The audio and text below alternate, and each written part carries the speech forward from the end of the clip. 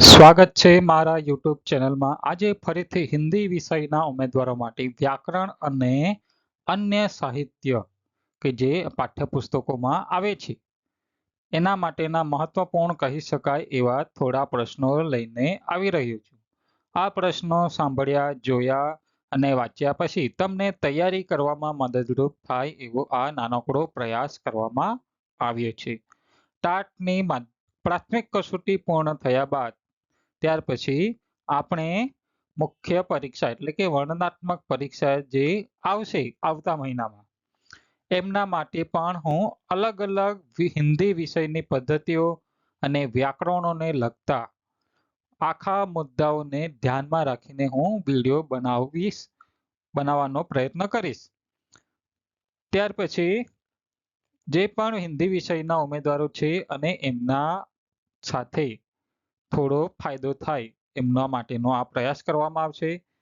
હિન્દી વિષયના ઉમેદવારો જ નહીં પરંતુ અન્ય વિષયના ઉમેદવારો માટે પણ તેમની પદ્ધતિ અને વ્યાકરણને લગતા પ્રશ્નો તેમજ મુદ્દાઓને ધ્યાનમાં રાખીને અન્ય વિડીયો પણ મારી યુટ્યુબ ચેનલ પર આવનારા સમયમાં મૂકવામાં આવશે।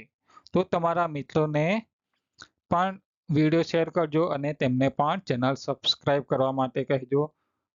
तो शुरू करिए आज नो आ वीडियो। प्रश्न 1 है, शब्द शक्ति के प्रकार कितने हैं? शब्द शक्ति, शब्द में जो शक्ति होती है उसके प्रकार कितने हैं? तो कितने प्रकार है? 3 प्रकार है। कौन कौन से? तो अभिधा, लक्षणा और व्यंजना, ये शब्द शक्ति के प्रकार माने जाते हैं। अभिधा शक्ति, लक्षणा शक्ति और व्यंजना शक्ति। दूसरा प्रश्न है, तुलना सूचक चिन्ह कौन सा है? तुलना सूचक चिन्ह, यह जो प्रश्न है वो विराम चिन्हों में से लिया गया है। विराम चिन्हों में से कौन कौन से है आपको मालूम होने चाहिए। पूर्ण विराम, अल्प विराम, हाँ, प्रश्नार्थ चिन्ह, उद्गार चिन्ह, वो हमारे विराम चिन्ह है। तो तुलना सूचक चिन्ह कौन सा है? तो ये बराबर का जो निशान होता है वो तुलना सूचक चिन्ह होता कहा जाता है अथवा होता है। शब्द बल सूचक अंक चिन्ह कौन सा है? शब्द बल सूचक अंक चिन्ह कौन सा है? तो ये ड ड ड जैसे जो शब्द नीचे दिए गए हैं 3, वो शब्द बल सूचक अंक चिन्ह है। विराम चिन्ह व्यवस्था में से ये प्रश्न लिया गया है। आप हमारी पाठ्य पुस्तक में भी देख सकते हैं, धोरण कक्षा 11 और 12 में से। चतुष्पादी का तत्सम शब्द को हिंदी में क्या कहा जाता है? चतुष्पादी का तत्सम शब्द है वो, और इसे हिंदी में क्या कहा जाता है? तो चौकी कहा जाता है। क्या कहा जाता है? चौकी। हिंदी का चौकी जो शब्द है वो कहाँ से आया? चतुष्पादी का तत्सम शब्द से आया है। तुर्की शब्द चम्मच का हिंदी शब्द क्या है? तुर्की शब्द है चम्मच।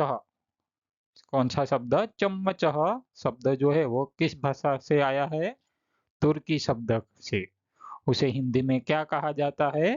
तो हिंदी में चमचा कहा जाता है। कौन सा शब्द है हिंदी के लिए चम्मच का? चमचा। आगे का प्रश्न है, समास बताइए। समास विग्रह करने का है। कौन सा शब्द है? वीणा पाणी। वीणा पाणी का समास बताइए अथवा समास विग्रह कीजिए। तो वीणा पाणी का समास विग्रह क्या होता है? बहुव्रीहि समास। क्या है? बहुव्रीहि समास वीणा पाणी का है। आगे का प्रश्न है, कहावत का अर्थ बताइए। तिल को ताड़ राई को पहाड़ बनाना। तिल को ताड़ और राई को पहाड़ बनाना, कहावत का अर्थ क्या होता है? तो उसका अर्थ होता है छोटी सी बात को बढ़ा देना। यानी कि जो छोटी बात होती है, मामूली सी बात, उसको बढ़ा चढ़ाकर कहना, वो तिल को ताड़ और राई को पहाड़ बनाना कहावत का अर्थ प्रकट करती है। नॉन राय करना मुहावरे का अर्थ क्या है? नॉन राय करना, नॉन राय करना मुहावरे का अर्थ क्या है? तो मुहावरे का अर्थ है नजर उतारना। नॉन राय करना मतलब नजर उतारना।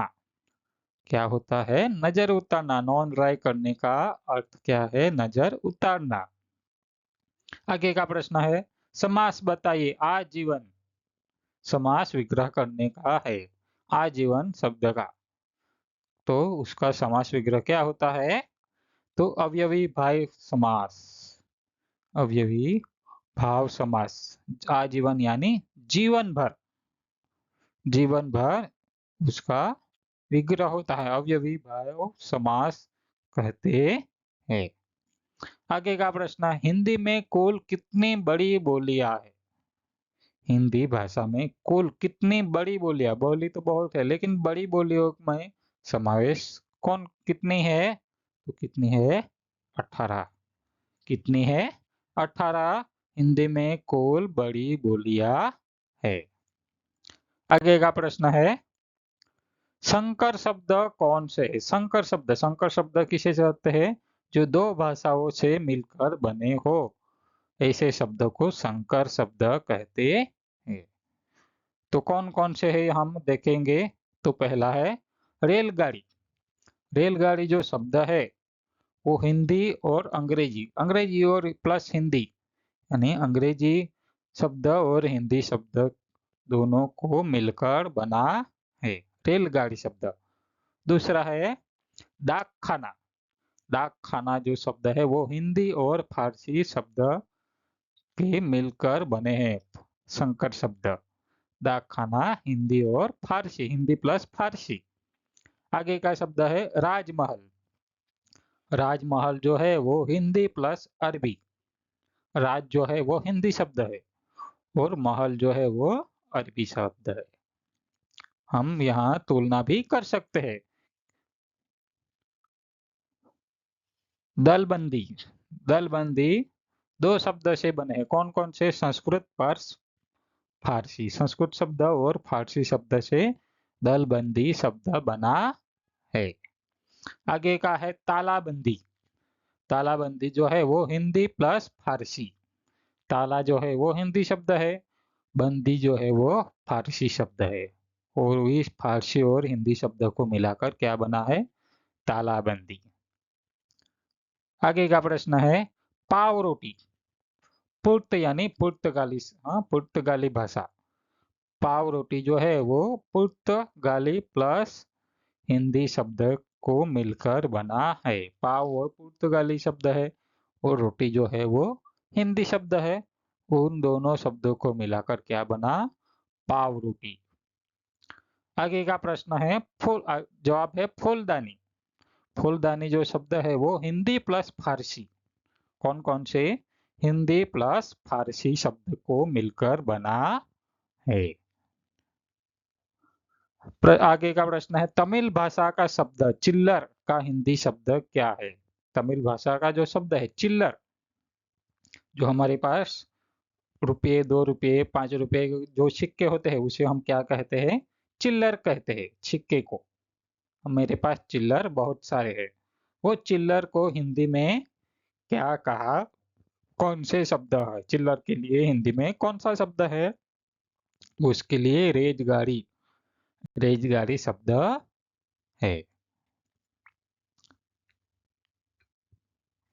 हिंदी का राष्ट्रीय रूप किस बोली पर अधिकृत है? हिंदी भाषा का जो राष्ट्रीय रूप है वो किस बोली पर अधिकृत है? तो वो है खड़ी बोली पर।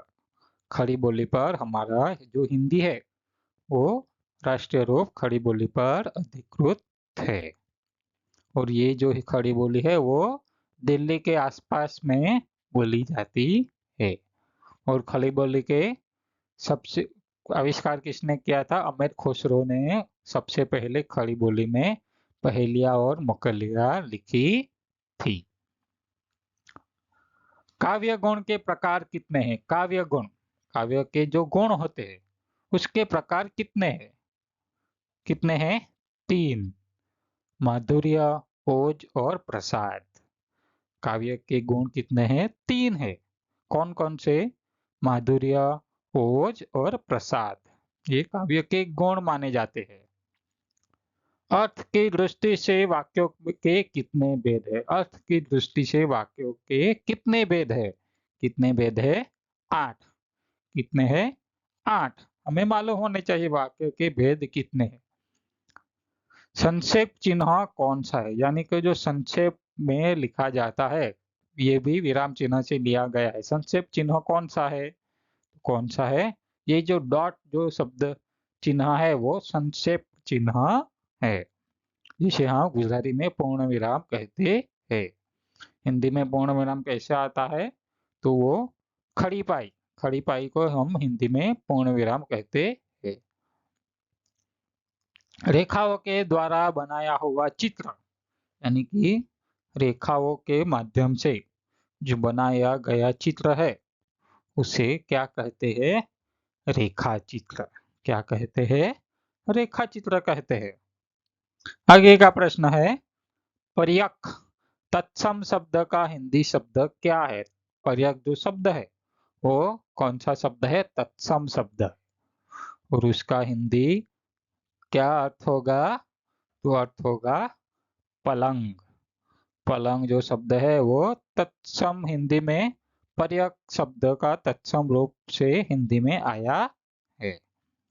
आगे का प्रश्न है, जो शब्द संस्कृत और प्राकृत से विकृत होकर हिंदी में आए हैं वो कैसे शब्द है? यानी कि जो शब्द है हमारी हिंदी भाषा के जो शब्द भंडार है बहुत विस्तृत है, लेकिन उनमें बहुत से शब्द फारसी से, संस्कृत से, अंग्रेजी से, देशज शब्द से आए हैं। उसमें संस्कृत और प्राकृत से जो विकृत होकर हिंदी में शब्द बने हैं उसे कैसे शब्द कहते हैं? तद्भव शब्द। कैसे शब्द कहते हैं? तद्भव शब्द। भारत विश्व में कितने डाकघरों के साथ सबसे बड़ा नेटवर्क है?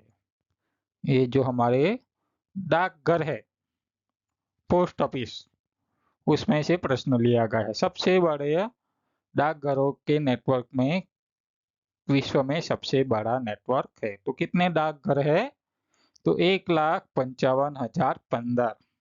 ये जो संख्या है वो हमारे पाठ्य पुस्तक में दी गई है 31/3/2009 में। इतनी संख्या थी। कितनी थी? 1,55,015 हमारे पाठ्य पुस्तक में यह दी हुई है। उसमें से ही यह प्रश्न लिया गया है, जिसमें से 1,39,144 जो है वो ग्रामीण क्षेत्र में थी, गांव में थी, और उसके प्रतिशत में माने तो 89.76% जो संख्या है वो ग्रामीण में है, गांव में है पोस्ट ऑफिस की संख्या। इलेक्ट्रॉनिक मनी ऑर्डर का प्रारंभ कब हुआ था? मनी ऑर्डर पोस्ट ऑफिस में किया जाता है। जो बच्चे 90 के दशक में पैदा हुए होंगे उन्हें यह मालूम होना चाहिए कि मनी ऑर्डर क्या होता है। अब तो यूपीआई, गूगल पे, फोन पे आ गया है, लेकिन पहले के जमाने में जब पैसे भेजने होते थे तो मनी ऑर्डर के द्वारा एक दूसरे को भेजे जाते थे, यहाँ से वहाँ, वहाँ से वहाँ। तो इलेक्ट्रॉनिक मनी ऑर्डर का प्रारंभ कब हुआ था? तो 10/10/2008। कब हुआ था? 10/10/2008 को हुआ था इलेक्ट्रॉनिक मनी ऑर्डर का प्रारंभ। डाक इंडेक्सर संख्या पिन, यानी कि पिन कोड, कितने अंकों का कोड है? कितने अंकों का है? आप मुझे कमेंट बॉक्स में भी कमेंट करके बता सकते हैं कितने अंकों का है। तो डाक इंडेक्टर संख्या जो है वो कितने अंकों का है? 6 अंकों का, 6 अंकों का। आप भी अपना पिन कोड कमेंट बॉक्स में, pin code number comment box में देकर मुझे लिख सकते हैं, भेज सकते हैं। और 9 पिन क्षेत्र है हमारे जो पूरे भारत देश में। कितने क्षेत्र है? 9, जिसमें से 8 जो क्षेत्र है वो भौगोलिक क्षेत्र में आते हैं, यानी कि पूर्व, पश्चिम, उत्तर, दक्षिण, मध्य, इस तरह। और एक जो है, एक यानी 9वां जो क्षेत्र है वो किसके लिए आरक्षित है? सेना डाक सेवा के लिए आरक्षित है। 9 पिन क्षेत्र है, उसमें से 8 क्षेत्र भौगोलिक क्षेत्र में अर्जित है, और एक 9वां जो है वो सेना डाक सेवा के लिए आरक्षित रखा गया है। और उसकी स्थापना कब हुई थी? 15 अगस्त 1900 72 में। ठीक है, आगे है उसमें ही गुजरात तथा राजस्थान वो पश्चिमी क्षेत्र में आता है। गुजरात तथा राजस्थान जो है वो पश्चिमी क्षेत्र में आता है और उसका क्षेत्र नंबर कौन सा है? 3। कौन सा है? 3। गुजरात में जो पिन कोड प्रथम 2 अंक है वो 36 से लेकर 39 तक पिन क्षेत्र में आता है। प्रथम 2 अंक, ठीक है, 36 और 39 इस तरह।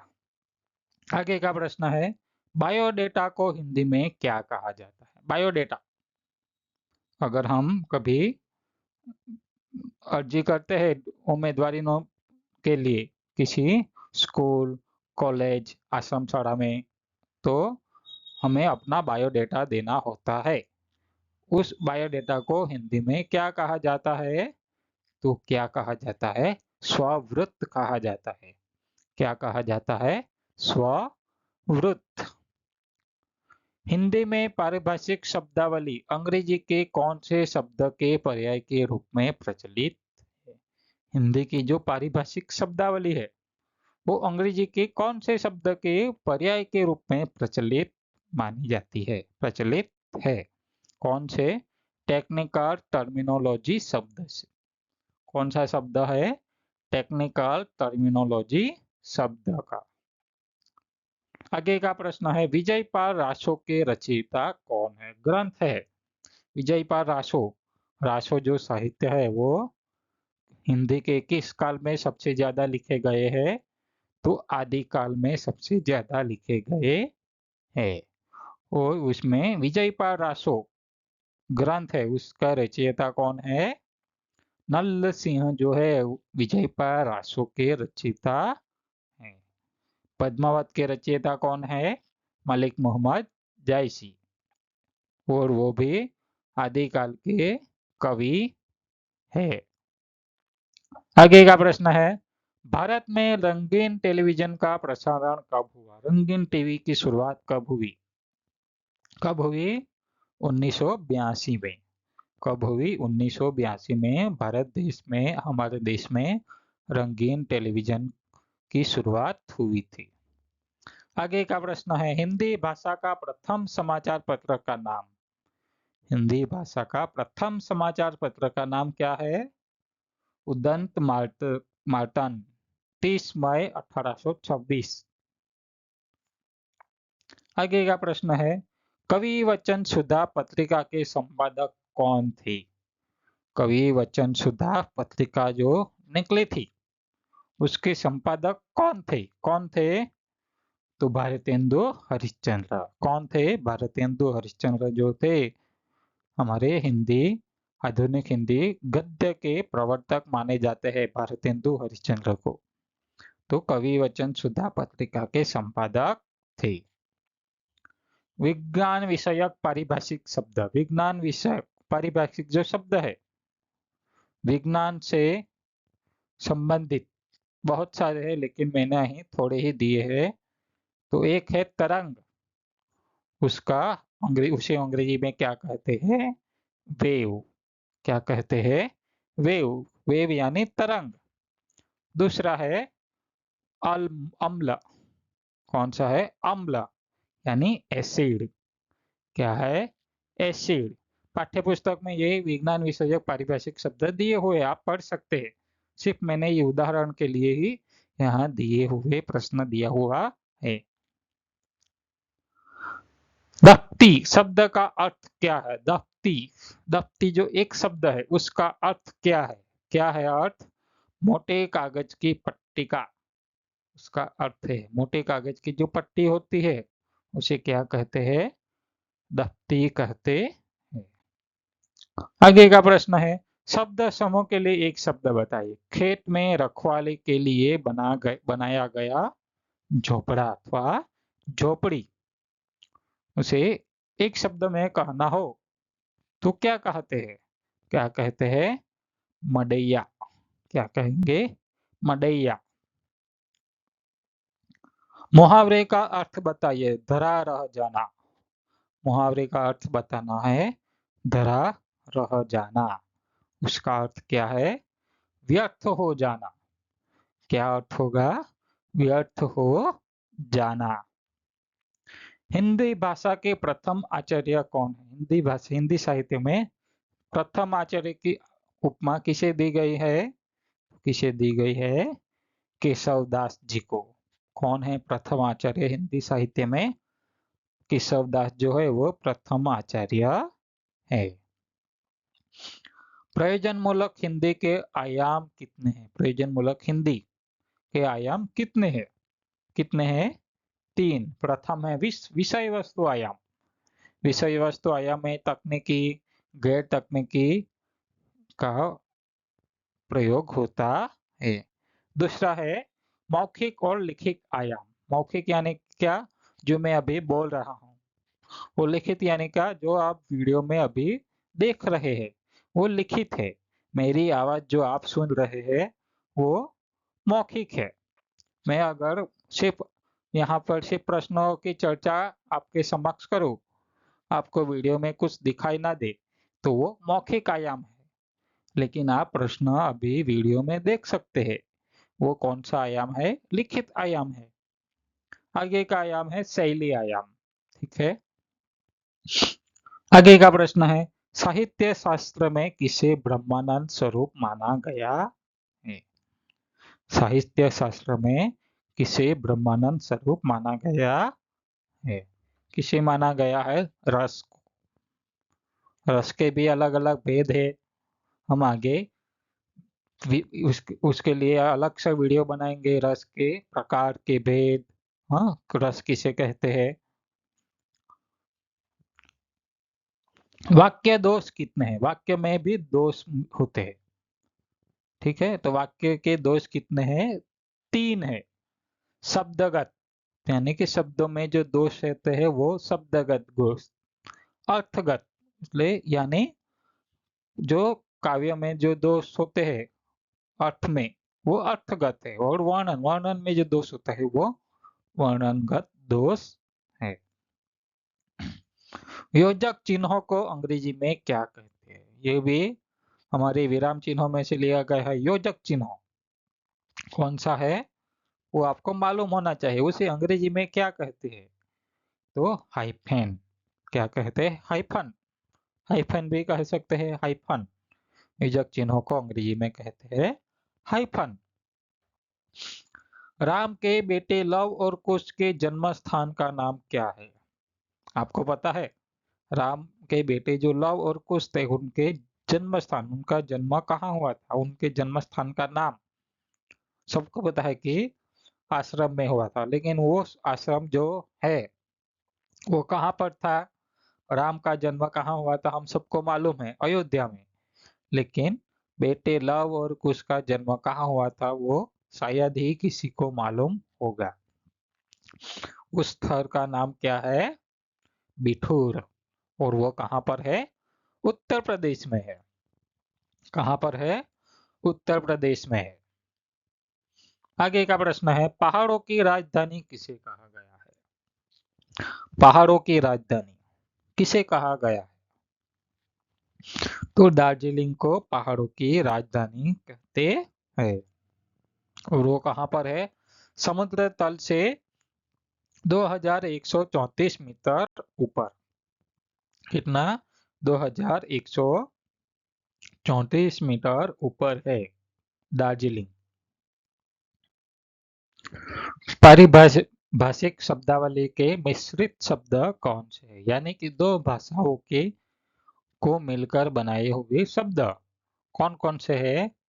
तो एक है जिलाधीश और वो फारसी प्लस संस्कृत यानी फारसी शब्द और संस्कृत शब्द को भाषा के दो शब्द को मिलकर बनाए गए हैं।